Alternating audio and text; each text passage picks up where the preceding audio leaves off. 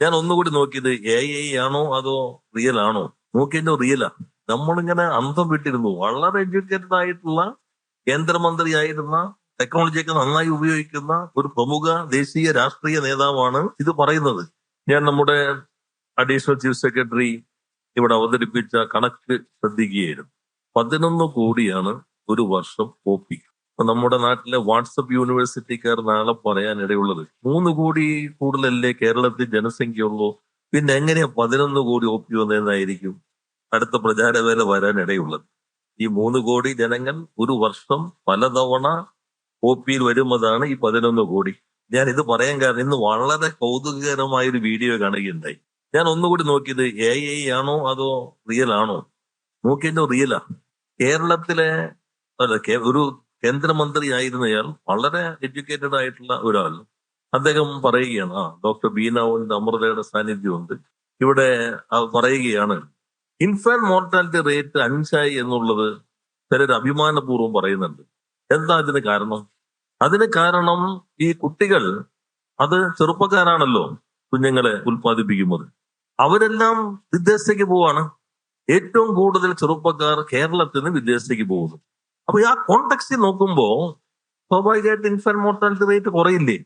നമ്മളിങ്ങനെ അന്തം വിട്ടിരുന്നു. വളരെ എഡ്യൂക്കേറ്റഡ് ആയിട്ടുള്ള കേന്ദ്രമന്ത്രിയായിരുന്ന, ടെക്നോളജിയൊക്കെ നന്നായി ഉപയോഗിക്കുന്ന ഒരു പ്രമുഖ ദേശീയ രാഷ്ട്രീയ നേതാവാണ് ഇത് പറയുന്നത്. 1000 കുഞ്ഞുങ്ങൾ ജനിക്കുമ്പോൾ അതിൽ മരണപ്പെടുന്ന കുഞ്ഞുങ്ങളുടെ എണ്ണമാണ് ഇൻഫാന്റ് മോർട്ടാലിറ്റി റേറ്റ് എന്നുള്ളത് നമ്മുടെ സ്കൂളിൽ പഠിക്കുന്ന കുട്ടികൾക്ക് അവരറിയാം.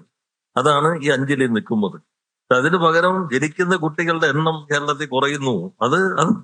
അതാണ് ഇതാണ് നമ്മുടെ നാട്ടിലെ നല്ല അറിവും വിദ്യാഭ്യാസവും ഉള്ള ആളുകൾ പോലും പ്രചരിപ്പിക്കുമ്പോൾ നമ്മുടെ ഈ നേട്ടമായി കണ്ട് അംഗീകരിക്കുന്നതിലുള്ള ഒരു താല്പര്യക്കുറവാണ്. അദ്ദേഹത്തെ അറിയാമായിരിക്കും, അറിയില്ല എന്ന് ഞാൻ കരുതുന്നേ ഇല്ല. ഞാൻ 2-3 നോക്കിയത് AI ഇതാണോ നമുക്ക് അറിയാൻ പറ്റില്ല. ഇപ്പോ നമ്മൾ പറയുന്ന പോലെ തന്നെ അതേപോലെ പറയിപ്പിക്കാൻ പറ്റുന്ന കാലാണല്ലോ. ഇന്ത്യയിൽ ഇത്രയും അധികം പബ്ലിക് സെക്ടർ ഹെൽത്ത് കെയർ സംവിധാനത്തെ ആശ്രയിക്കുന്ന ഒരു ജനങ്ങൾ മറ്റൊരിടത്തുണ്ടെന്ന് പറയാൻ കഴിയില്ല. OP നോക്കിയപ്പോ ഏകദേശം 35 ലക്ഷത്തോളം അല്ലേ OP. IP 35 ലക്ഷം. OP നേരത്തെ പറഞ്ഞു 11 കോടി. IP 1.25 ലക്ഷത്തോളം സർജറി. ഇത് എന്തുകൊണ്ട് സാധ്യമായി? ഇപ്പോ ഇവിടെ ഇരിക്കുന്ന പല ഡോക്ടേഴ്സ് ഒക്കെ ഉണ്ട്. ഞങ്ങൾ പബ്ലിക് ഹെൽത്ത്, ഞാൻ MP ആയിരിക്കുമ്പോൾ ഞാൻ നേരത്തെ പറഞ്ഞു ഡയാലിസിസ് സെന്റർ ആരംഭിക്കാൻ ആലുവ താലൂക്ക് ആശുപത്രി സെലക്ട് ചെയ്തു. ഞങ്ങളും അവിടുത്തെ IMA എല്ലാവരും ചേർന്നിട്ടാണ്.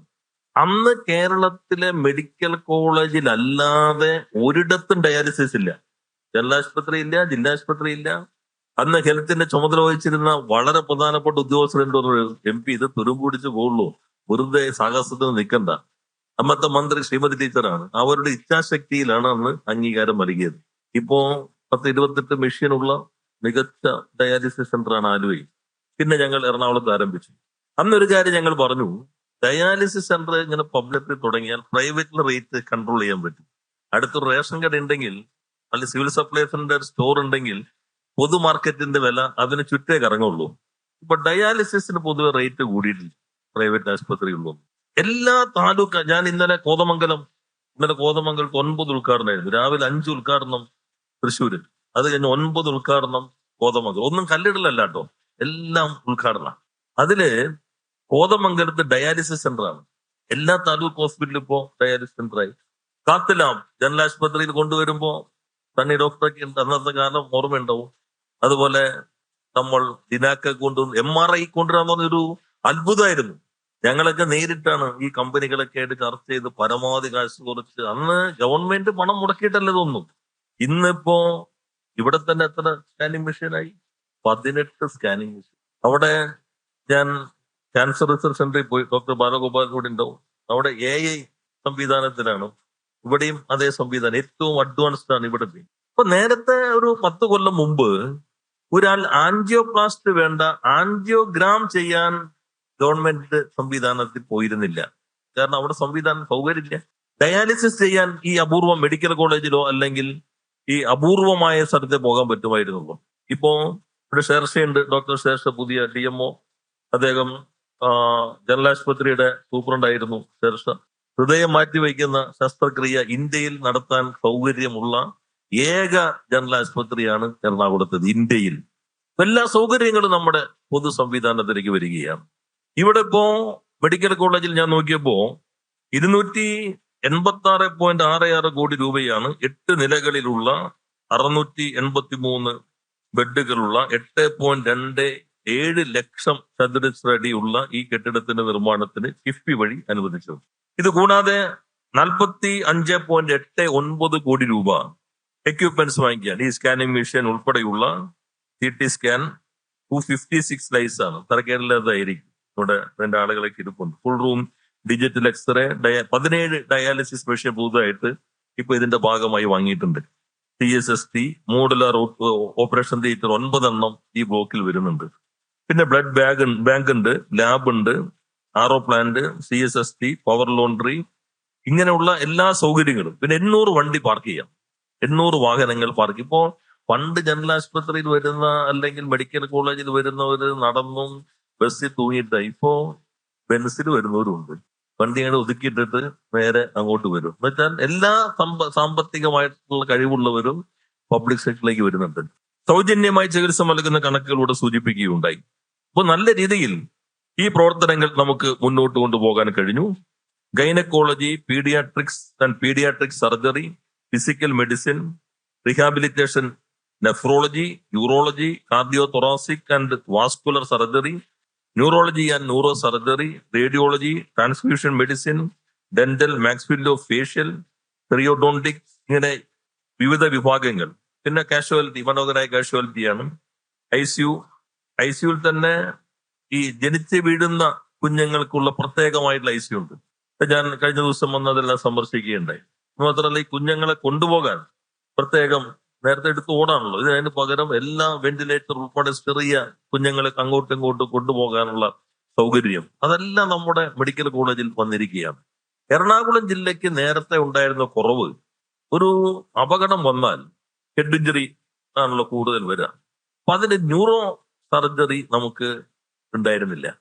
ജനറൽ ആശുപത്രിയിലിടയ്ക്ക് നമ്മൾ ഡെവലപ്മെന്റ് കമ്മിറ്റി അവർക്ക് ശമ്പളം കൊടുത്ത് തൽക്കാലം ആളെയൊക്കെ നിർത്തുമായിരുന്നു എന്നല്ലാതെ സ്ഥിരമുണ്ടായിരുന്നില്ല. ഇവിടെ നമുക്ക് ആ സംവിധാനം പൂർണ്ണമായിട്ടും ഉപയോഗിക്കാൻ കഴിഞ്ഞിരുന്നില്ല. ഇപ്പൊ ന്യൂറോ സർജറിയും മറ്റ് സൗകര്യങ്ങളും മെഡിക്കൽ കോളേജിൽ വന്നു കഴിഞ്ഞിരിക്കുകയാണ്. ആർക്കും ഇനി ഇങ്ങോട്ട് ധൈര്യപൂർവ്വം കിടന്നു വരാം. പിന്നെ ഇത്ര ആളുകൾ വരുമ്പോ കുറച്ച് ബുദ്ധിമുട്ടുകളുണ്ടാവും. അത് സ്വാഭാവികമായിട്ട് എണ്ണം കൂടി. ഇപ്പൊ ഞാൻ നോക്കിയപ്പോ ഇവിടെ നമ്മൾ ഈ സൂപ്പർ സ്പെഷ്യാലിറ്റി വരുന്നതിന് അടിസ്ഥാനപ്പെടുത്തി 90 പോസ്റ്റ് പുതുതായിട്ട് ക്രിയേറ്റ് ചെയ്തു നേരത്തെ. ഇനി കുറച്ചുകൂടി ക്രിയേറ്റ് ചെയ്യാൻ പരിശോധിച്ചുകൊണ്ടിരിക്കുക. അവിടെ ക്യാൻസർ സെന്ററിൽ 159 പോസ്റ്റ് ക്രിയേറ്റ് ചെയ്തു. ഇനി കുറച്ച് 11 കൂടി വീണ്ടും പരിഗണിക്കുകയാണ്. ഒരു ഗവൺമെന്റ് ഞെരുക്കത്തിനിടയിലും ഏറ്റവും കൂടുതൽ അത് ACSന്റെ റിപ്പോർട്ടിൽ ഉണ്ടായിരിക്കും, ഇവിടെ പറഞ്ഞില്ല എന്നുള്ളൂ. എത്ര പോസ്റ്റ് ഈ ക്രിയേറ്റ് ചെയ്തിട്ടുണ്ടാവും ഏകദേശം, അല്ലേ? ഈ 2 മെഡിക്കൽ കോളേജ് ഇപ്പൊ തന്നെ നോക്കുമ്പോ 250 പോസ്റ്റ് ക്രിയേറ്റ് ചെയ്തു ഈ 2 സ്ഥലത്ത് മാത്രം. ഏറ്റവും കൂടുതൽ ഞങ്ങൾ മന്ത്രിസഭയിലാണല്ലോ ഈ തസ്തികകൾ സൃഷ്ടിക്കാനുള്ള ഫയൽ വരിക. അത് മിക്കവാറും വരും, കാരണം ഫിനാൻസ് എപ്പോഴും ഒബ്ജക്ട് ചെയ്യും, കാരണം കൂടുതൽ ബാധ്യതയോ അതിന് മറികടക്കാൻ എല്ലാം മന്ത്രിസഭയിലേക്ക് വരാം. ഏറ്റവും കൂടുതൽ പോസ്റ്റ് ക്രിയേറ്റ് ചെയ്തിരിക്കുന്നത് ആരോഗ്യവകുപ്പിലാണെന്നാണ് എന്റെ ഒരു ഓർമ്മ, ഏറ്റവും കൂടുതൽ. ഇനി ഞാൻ കുറച്ചുകൂടി ACSന്റെ പുറകിലുണ്ട്, മെഡിക്കൽ കോളേജിലേക്ക് കുറച്ചുകൂടി വേണം. പിന്നെ ഇവിടെ ഇത് ഏറ്റെടുത്ത സന്ദർഭത്തിൽ ഉണ്ടായിരുന്ന താൽക്കാലിക ജീവനക്കാർ സുപ്രീം കോടതി വിധിയുടെ പിൻബലത്തിൽ അവരെ കൂടി അബ്സോർബ് ചെയ്യണമെന്നുള്ള ഫയൽ അവസാന ഘട്ടത്തിലാണ്. ഹെൽത്ത് വളരെ പോസിറ്റീവ് ആണെങ്കിലും ചില തടസ്സങ്ങൾ നമ്മുടെ ഉദ്യോഗസ്ഥ സംവിധാനത്തിൽ മുഖ്യമന്ത്രി തന്നെ ഇത്രാം തീയതി മന്ത്രിസഭയ്ക്ക് സമർപ്പിക്കണം എന്നുൾപ്പെടെ നിർദ്ദേശം നൽകിയിട്ടുണ്ട്. എങ്കിലും ചില സാങ്കേതിക പ്രശ്നങ്ങളുണ്ട് നിയമപരമായിട്ടുള്ളത്, അതുകൂടി മറികടക്കാൻ കഴിയുമെന്നാണ് പ്രതീക്ഷിക്കുന്നത്. ഇത്രയും അധികം സൗകര്യം നമുക്ക് വന്നിരിക്കുകയാണ്. ഇനി കളമശ്ശേരി മെഡിക്കൽ കോളേജും ക്യാൻസർ സെന്ററും ഇതെല്ലാം ഇവിടെ വരുമ്പോ സൗകര്യം കൂടുതൽ വേണ്ടി വരും, യാത്രാ സൗകര്യം. ഇപ്പോ മന്ത്രി ഗണേശനോട് ഞാൻ 2 ബസ് ചോദിച്ചു.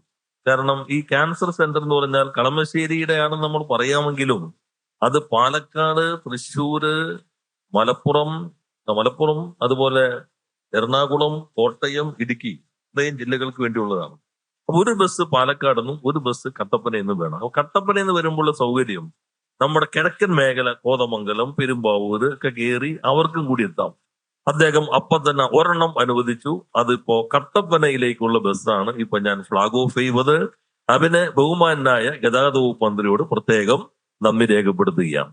പാലക്കാട് നമുക്ക് അധികം വൈകാതെ തുടങ്ങാൻ പറ്റുമെന്നാണ് പ്രതീക്ഷിക്കുന്നത്. നേരത്തെ HMT ജംഗ്ഷനിൽ നിന്ന് ഇങ്ങോട്ട് 10 രൂപ വണ്ടി നമ്മൾ തുടങ്ങി, KSRTC.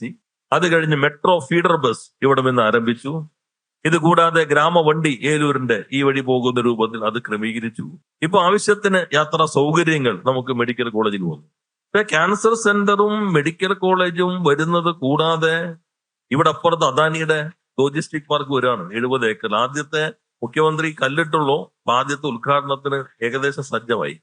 അത് കഴിഞ്ഞാൽ കഴിഞ്ഞ ദിവസം വേറൊന്ന് CM തന്നെ ഉദ്ഘാടനം ചെയ്തു, ഡ്രൈവർ ലോജിസ്റ്റിക്സ്. പിന്നെ ലുലുവിന്റെ ഫുഡ് പ്രോസസിംഗ് പാർക്ക് ഇവിടെ തന്നെയാണ് ആരംഭിക്കുന്നത്. ഇത് കൂടാതെ 1000 കോടിയുടെയാണ് ജുഡീഷ്യൽ അക്കാദമി. 1000 കോടിയുടെ ജുഡീഷ്യൽ അക്കാദമിയോട് വരികയാണ്. ഹൈക്കോടതിയും വരുമ്പോ എല്ലാ അഭിഭാഷകരും കാറിലായിരിക്കുമല്ലോ വരാം. എല്ലാം കൂടി വലിയ തിരക്ക് അവിടെ വരും. ന്യൂവാൽസ്, ACS പറഞ്ഞ പോലെ ന്യൂവാൽസ് അപ്പുറത്തുണ്ട്. ഇൻഫ്രയുടെ ഹൈടെക് പാർക്ക് ഉണ്ട്. ഗ്രഫീൻ അറോറ പ്രൊജക്ടിന്റെ ആദ്യത്തെ സെന്റർ ഇപ്പോൾ ഉദ്ഘാടനത്തിൽ സജ്ജമായി.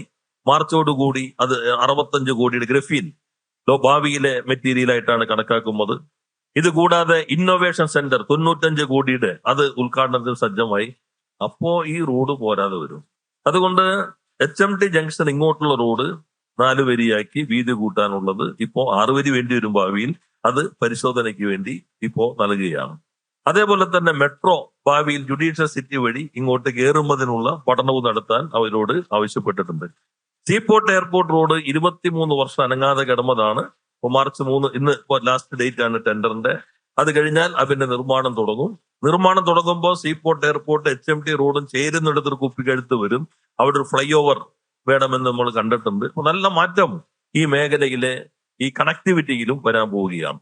അപ്പൊ നമ്മുടെ നാട് എങ്ങനെ മാറുന്നു എന്നതിന്റെ ഏറ്റവും മികവാർന്ന ഉദാഹരണമാണ് നാം കൺമുൻപിലാണ് മാറ്റങ്ങൾ. ഓരോ മാറ്റവും കൺമുൻപിലാണ്. ഈ പറഞ്ഞ ഓരോ കാര്യവും യാഥാർത്ഥ്യമാക്കാൻ നല്ല രീതിയിലുള്ള പിന്തുണ കേരളത്തിന്റെ മുഖ്യമന്ത്രി ശ്രീ പിണറായി വിജയൻ നൽകിയിട്ടുണ്ട്. അദ്ദേഹത്തിന്റെ ആ ഇച്ഛാശക്തിയിലാണ് നമുക്ക് ഈ 2 കാര്യങ്ങളും അതിവേഗതയിൽ പൂർത്തീകരിക്കാൻ കഴിഞ്ഞത്. അതിന് ബഹുമാനായ മുഖ്യമന്ത്രിക്ക് ഈ കളമശ്ശേരിയിലെ മുഴുവൻ ജനങ്ങൾക്കും വേണ്ടി ഈ സന്ദർഭത്തിൽ ഞാൻ നന്ദി രേഖപ്പെടുത്തുന്നു. അതേപോലെ തന്നെ നമ്മുടെ INKEL medical college principal, superintendent എല്ലാവരും ഒരു ചെറിയ വിഷമം നാട്ടുകാർക്ക് ഉണ്ടായിരുന്നുള്ളൂ. ഗണേശൻ കേൾക്കാനുണ്ട്, ചെറിയൊരു വിഷമം ഉണ്ടായിരുന്നുള്ളൂ. ആ ഗേറ്റ് ഒന്ന് തുറക്കണം. അതും ഇപ്പോ ആ പ്രശ്നത്തിന് പരിഹാരമായി. ഗേറ്റും തുറന്നിട്ടുണ്ട്. ആളുകൾക്ക് വണ്ടി കൊണ്ടുപോകാണ്ടല്ല, ആളുകൾക്ക് പോകാവുന്ന മട്ടിൽ ഞാൻ ആ വഴിയൊക്കെ പോകുമ്പോൾ ആളുകൾ പറയും ഇപ്പൊ ഗേറ്റും അത് തുറന്ന്. ഇനി PWD ഒരു നല്ല ഗേറ്റ് വയ്ക്കുമ്പോൾ അത്തരം കാര്യങ്ങൾ സുരക്ഷിതമായി, ബാബുരാജൻ കഴിഞ്ഞ ദിവസം കൗൺസിൽ ഇന്നലെ പറഞ്ഞിരുന്നു, അബൂബക്കറും എല്ലാവരും സൂചിപ്പിച്ചിരുന്നു. അപ്പൊ ആ കാര്യവും ഇപ്പോ പരിഹാരമായിട്ടുണ്ട്. ദീർഘിപ്പിക്കുന്നില്ല. നമുക്ക് നന്നായി ഇത് വൃത്തിയായി സൂക്ഷിക്കാൻ കഴിയണം, അതാണ് പ്രധാനം. ഇപ്പോ നമ്മുടെ ആശുപത്രിയിൽ വരുന്ന ആളുകളും ആ ഡെക്കോർ എപ്പോഴും അതിൻ്റെതായ രീതികൾ പാലിക്കണം. മാലിന്യ സംസ്കരണത്തിന് കുറച്ചുകൂടി ആധുനികമായ സംവിധാനവും നമുക്ക് ഉണ്ടാക്കാനായിട്ട് കഴിയും എന്നാണ് പ്രതീക്ഷിക്കുന്നത്. ഇപ്പോ കാണുന്ന വൃത്തിയേക്കാളും മെച്ചപ്പെട്ട രൂപത്തിൽ ഇത് മുന്നോട്ട് കൊണ്ടുപോകാൻ എല്ലാവർക്കും ഒന്നിച്ച് ശ്രമിക്കാം എന്നുകൂടി സൂചിപ്പിച്ചുകൊണ്ട് ഞാൻ എന്റെ അധ്യക്ഷ പ്രസംഗം അവസാനിപ്പിക്കുന്നു. എല്ലാവർക്കും നന്ദി, നമസ്കാരം.